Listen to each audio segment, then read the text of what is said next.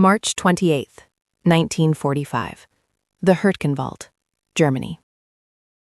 The forest floor is a graveyard of splintered pine and forgotten steel. Rain, thin and persistent, drips from the skeletal branches, each drop tracing a path down the bark, like a cold tear. For 19-year-old Luftwaffenhelferin Anneliese Schmidt, the sound is a maddening metronome, counting down the final seconds of her world. The air, thick with the smell of damp earth, cordite, and metallic decay, is a physical weight in her lungs. Her gray-blue auxiliary uniform, once a source of pride, is now a tattered, mud-caked shroud clinging to her shivering frame. Hours ago, there was a unit, a communications detachment, part of the desperate attempt to stitch together the collapsing Western Front. They were falling back, a hurried, panicked retreat from the American advance. Then the sky had ripped open, not with the familiar drone of enemy fighter bombers, but with the terrifying, high-pitched scream of their own Stukas. A mistake, a catastrophic, unforgivable mistake. The earth had bucked and heaved. The concussion threw Anneliese against a tree, knocking the breath from her body and filling her vision with a universe of white stars. When she came to, the world was screams and smoke. The communications truck was a twisted pyre. The men she had shared stale bread with that morning were now just parts of the churned-up landscape. Now there is only silence, punctuated by the relentless dripping. She is alone, disoriented, armed with nothing but a paralyzing fear. Every snap of a twig, every rustle of leaves in the undergrowth sends a jolt of ice through her veins. Propaganda posters flicker in her mind's eye. Monstrous caricatures of American soldiers, savage beasts from a distant land, their pockets filled with stolen watches and their minds with cruelty. The stories told by retreating Wehrmacht soldiers were worse, tales of what happened to German women who fell into their hands. Anneliese pushes the thoughts away, but they return like ghosts, whispering in the sighing wind. She stumbles through the sucking mud, her boots heavy as lead weights. Her objective is simple: east, just get east, back toward what is left of the Reich. But the forest is a disorienting maze, its familiar paths obliterated by artillery. The sky is a uniform, unforgiving gray, offering no hint of direction. Hunger gnaws at her stomach, a dull, constant ache that has become her only companion. She is a ghost in a haunted wood. A sound cuts through the dripping. Not a twig snap, it is heavier. A measured, soft squelch. Then another. It is the sound of careful footsteps, of someone moving with purpose. Anneliese freezes, her heart hammering against her ribs like a trapped bird. She presses herself behind the wide trunk of an ancient beech tree, trying to make her breathing silent. Peeking around the edge, her eyes strain against the gloom. Shapes begin to resolve out of the mist. Olive drab helmets, unfamiliar and terrifyingly alien. The long, menacing shape of M1 rifles held at the ready. They move with a quiet confidence that speaks of total control. There are 4 of them, spreading out, their movements economical and professional. They are not the brutish monsters from the posters. They are something far more frightening. They are efficient. One of them, a sergeant with a hard, square jaw, spots the slight movement of her head. His eyes lock onto hers. There is no shout, no warning. He simply raises his hand, and the other 3 GIs pivot, their rifles coming up in a single, fluid motion. The 4 dark muzzles are 4 unblinking eyes, staring directly into her soul. Time seems to stretch and thin. In that endless second, every horror story she has ever heard floods her mind's eye. This is it, the end. Her hands, slick with mud and cold sweat, fly up in a gesture of surrender, clumsy and desperate. A single word escapes her lips, a fragile whisper carried away by the damp air. 9. No. The sergeant says something in his strange, guttural English. It is not a question. It is a command. He gestures with his rifle, a sharp, impatient flick of the barrel, indicating she should step out from behind the tree. Slowly, her legs shaking so violently she fears they will buckle, Anneliese obeys. She steps into the small clearing, exposed and utterly helpless, her raised hands trembling under the silent, appraising gaze of the American soldiers. The forest has given up its last German ghost. The world shrinks to the muddy heels of the man in front of her. Annalise has become a single, anonymous link in a long, shuffling chain of gray and field gray uniforms. The 4 soldiers who found her have merged with a larger American platoon, and she, in turn, has been absorbed into a column of German prisoners that snakes its way through the ravaged forest. The line stretches for what seems like a mile, a miserable crocodile of defeated men, hollow-eyed Wehrmacht veterans, pale boys from the Volkssturm, and a handful of other female auxiliaries like herself. The air is thick with the smell of wet wool, unwashed bodies, and despair. The march is a relentless, grinding punishment. The mud is the true enemy now, a greedy, sentient thing that pulls at their boots with every step, sucking the energy from their already exhausted limbs. It is ankle-deep, then knee-deep in places, a cold, viscous river of earth. The American guards walk along the edges of the column, their own boots caked in grime, their faces set in masks of grim fatigue. They are not overtly cruel, but they are hard and impatient. Shouted commands in English, sharp and incomprehensible, keep the column moving. Get up, move it. The words need no translation. To fall is to risk being left behind. Annalise saw it happen an hour ago. An older man, his face the color of ash, stumbled and went down, a low groan escaping his lips. 2 of his comrades tried to help him, but a guard barked at them, shoving them forward with his rifle. The column parted around the fallen man like water around a stone, and then he was gone, swallowed by the mud and the mist. No one looked back. You learned quickly not to look back. You focused on the boots in front of you. Left, right, pull. Left, right, pull. The rhythm was a prayer against collapse. Annalise's hunger has become a dizzying weakness. Her head feels light, her vision swimming at the edges. The initial terror of her capture has receded, replaced by a profound, soul-crushing exhaustion. She stumbles, her ankle twisting on a hidden root. She catches herself, her hands plunging into the cold slime, but the effort sends a wave of blackness across her eyes. She pushes herself back up, her uniform now even heavier with a fresh layer of mud. Her fellow prisoners, locked in their own private miseries, offer no help. There is no energy for compassion. From a slight rise to the left of the column, Corporal John Tex Riley watches the procession. He sits easily atop a sturdy-looking farm horse, a brown mare with intelligent eyes. The animal was a local acquisition, a practical necessity for scouting the impassable tracks where even the jeeps of his 2nd Armored Division reconnaissance troop couldn't go. Tex is an anomaly, a man who looks more at home on the plains of West Texas than in a German forest. His M1 carbine is slung across his back, and a Colt 45 sits comfortably on his hip. He is not guarding the prisoners. He is on overwatch, his eyes scanning the tree line for any sign of a German ambush, a last desperate sting from the tail of a dying army. But his gaze keeps drifting back to the column of human misery below. He's seen a lot of prisoners in the last few months, but it never gets easy to look at. They are just men, most of them, looking tired and beaten. Then he sees her, a splash of gray-blue in the sea of field gray. A woman. She is small, struggling to keep her footing. He watches as she falls and pushes herself back up, her movements slow and agonizing. There's a fragility about her that stands out even amidst the widespread suffering. He chews on a piece of tobacco, his expression unreadable, his eyes narrowed under the brim of his helmet. Annalise's vision is tunneling. The trees on either side of the track seem to bend inwards. The rhythmic squelching boots fades into a dull roar in her ears. She knows she is going to fall again. She tries to will her legs to move, to take one more step, but they refuse to obey. Her knees buckle, and this time there is no catching herself. She pitches forward, her face hitting the soft, cold mud with a wet slap. The impact is jarring but distant, as if happening to someone else. She can hear the column shuffling past her, boots on her left, boots on her right. No one stops. The sound of the guards' voices is faint. She tries to push herself up, but her arms have no strength. The cold is seeping into her, a comforting numbness that promises an end to the pain. This is it then. She will be the next stone in the river. She closes her eyes, a single hot tear tracing a clean path through the grime on her cheek. The world is going quiet. The rhythmic sloshing of the column recedes. For Annalise, lying face down in the mud, the sound is replaced by the drumming of her own heart and a whisper of the wind in the pines. She waits. She waits for the kick, for the rough hands that will either haul her to her feet or the cold, final press of a pistol barrel against her neck. She has seen both. The Americans are unpredictable.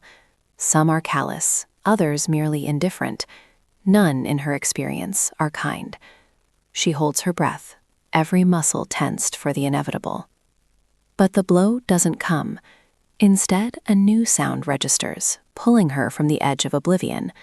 A slow, heavy plodding, a wet, tearing sound as large hooves pull free from the muck. It is close, very close. Annalise forces her head up, the effort immense, mud sucking at her cheek. Through a curtain of filth-matted hair, she sees it. The horse. It stands just a few feet away, its breath pluming in the cold air. And on its back is the soldier she had vaguely noticed afore, the one who sat apart from the others, the cowboy. He swings his leg over the saddle and dismounts in one smooth, practiced motion. His boots sink into the mud with a deep squelch. He is tall, leaner than the other soldiers, and he moves with a quiet deliberation that is unnerving. He doesn't shout. He doesn't say a word. He just starts walking towards her. Annalise's heart seizes. The silence is worse than any shouted threat. In the quiet, her imagination runs wild, conjuring images from the darkest corners of propaganda. This is the moment they warned her about. The lone soldier, the helpless German girl, far from the eyes of any officers. Her body is rigid with terror. You can't scream. Your throat is a knot of ice. You can't run. Your legs are anchors of lead. You can only watch as he closes the distance, his face a neutral mask, his eyes shadowed by his helmet. He stops directly in front of her, his muddy boots inches from her head. She flinches, squeezing her eyes shut, anticipating the crushing impact of a steel-toed boot against her ribs. She can smell the scent of wet wool from his uniform and the faint, earthy aroma of the horse. The seconds stretch into an eternity. Nothing happens. Hesitantly, she opens her eyes again. He is simply standing there, looking down at her. His expression is not cruel, not angry. It is nothing. It is the impassive face of a man looking at a problem to be solved. Then he moves. He crouches down, the wet fabric of his trousers groaning in protest. Annalise shrinks back, a small, involuntary whimper escaping her lips. He ignores it. He reaches out a hand. It is large and gloved, stained with dirt and oil. She stares at it, mesmerized by the sheer terror it represents. This hand holds the power of life and death. It can strike her, or it can save her. It hovers in the air for a moment, and then it descends. She expects it to grab her hair, to haul her up by the collar of her tunic. Instead, his hands are surprisingly gentle. One slips under her arm, the other goes around her back. There is no brutality in the touch, only a firm, undeniable strength. And then he lifts. It feels as though the earth itself is lifting her. She is weightless, a bundle of muddy rags in his arms. He stands up, holding her easily, and turns back toward the horse. The motion is so sudden, so contrary to every expectation of violence, that her mind cannot process it. She is too shocked to struggle, too terrified to speak. He takes 2 steps to the waiting mare, and with an economy of effort that speaks of a lifetime of physical work, he swings her upwards. She lands sideways on the saddle, in front of him, her legs dangling awkwardly. The hard leather is a solid, grounding reality beneath her. He places one hand on her back to steady her, then effortlessly swings himself up into the saddle behind her. The horse shifts its weight, its muscles bunching. Annalise sits frozen, her back pressed against the chest of this silent American soldier. She can feel the steady, slow beat of his heart through the thick wool of his coat. She is on his horse, trapped, utterly at his mercy. The column of prisoners is a distant, fading line of ghosts down the muddy track. They are alone, and he still has not spoken a single word. The world begins to move in a new rhythm.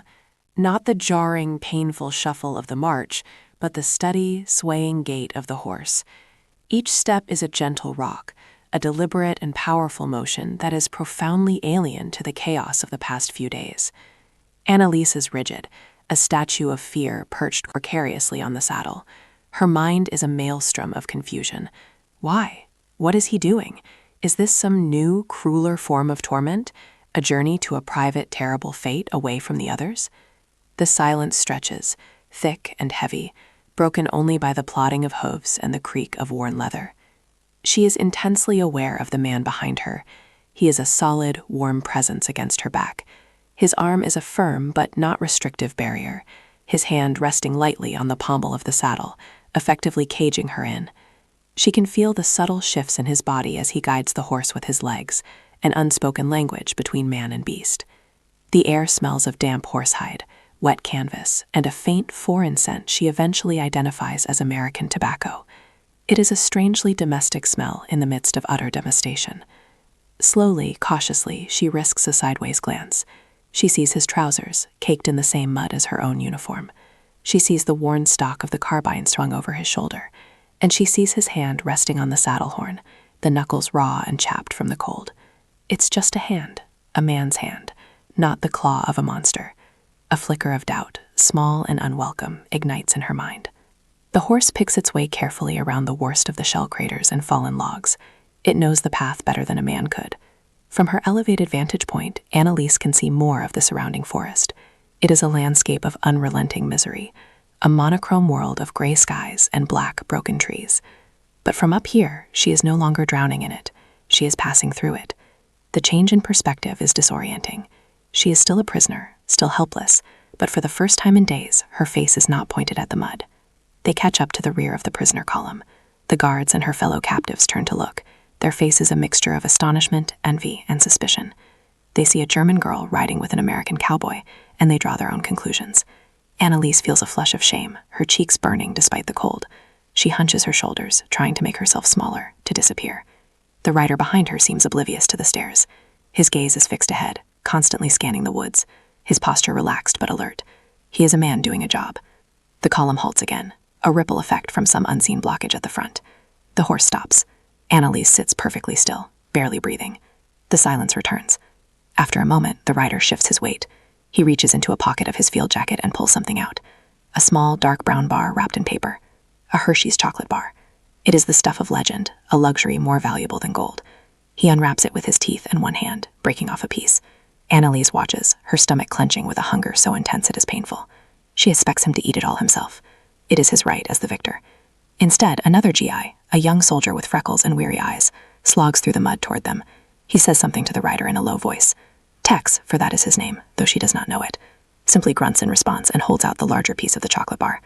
The young GI's face breaks into a grateful smile. Thanks, Tex, he says, taking the offering and biting into it with relish before moving on. The rider, this silent cowboy, pops the smaller piece into his own mouth. He did not offer any to her, his prisoner. But in that small, simple act of sharing with his comrade, Annalise sees something that shatters a piece of her fortified worldview. It is an act of casual, ingrained camaraderie, an act of humanity. Monsters did not share their spoils. Monsters devoured everything for themselves. This man, this terrifying enemy, was not a monster. He was just a soldier, tired and hungry, a long way from home. The foundation of her hatred begins to crumble into dust. The journey continues for what feels like another hour. The steady rhythm of the horse's walk becomes a strange, almost soothing constant in a world that has lost all its anchors. Annalise remains silent, lost in a profound internal turmoil. Every minute she spends pressed against this American's chest is a minute that contradicts years of indoctrination. The propaganda had painted a simple picture of good versus evil, of heroic defenders against subhuman invaders. But the reality she is experiencing is complex and deeply, confusingly human. The man behind her is not a devil. He is quiet, efficient, and in his own detached way, he has been kind. It is a kindness without words, without smiles, without any expectation of gratitude. It is the simple, pragmatic kindness of a man who saw someone fall and decided to pick them up.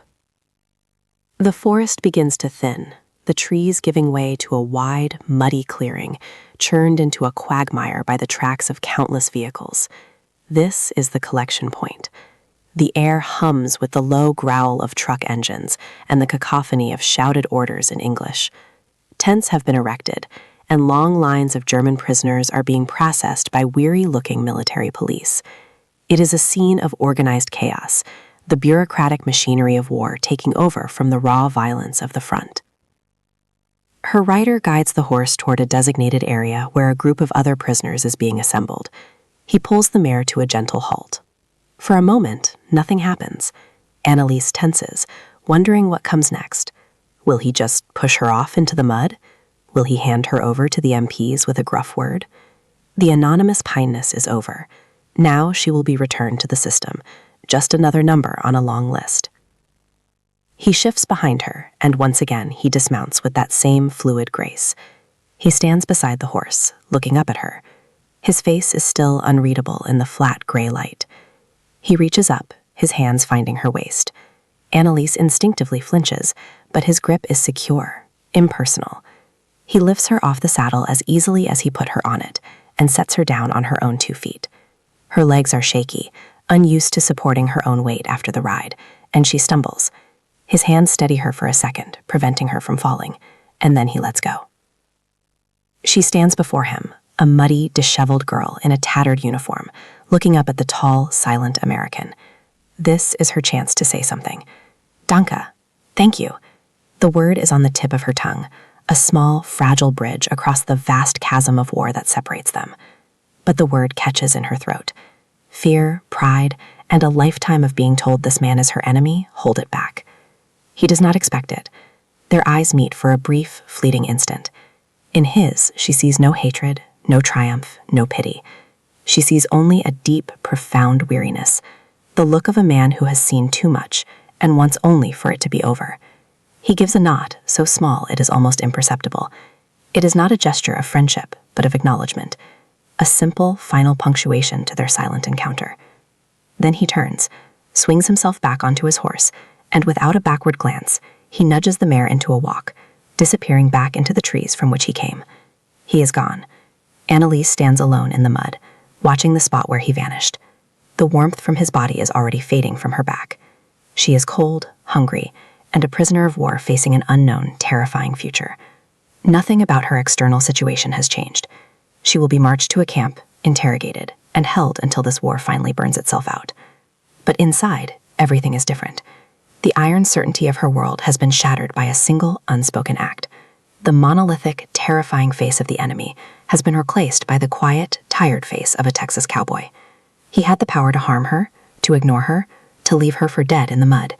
Instead, he chose to lift her up. He had not saved her from captivity, but he had, in a way, saved her from her own hatred. In the midst of the Götterdämmerung, the twilight of her gods and her nation, a stranger from half a world away had pulled her onto his horse in silence and shown her that even at the end of all things, there was still room for a small measure of grace. And for Annalise Smith, that was the beginning of everything that would come after.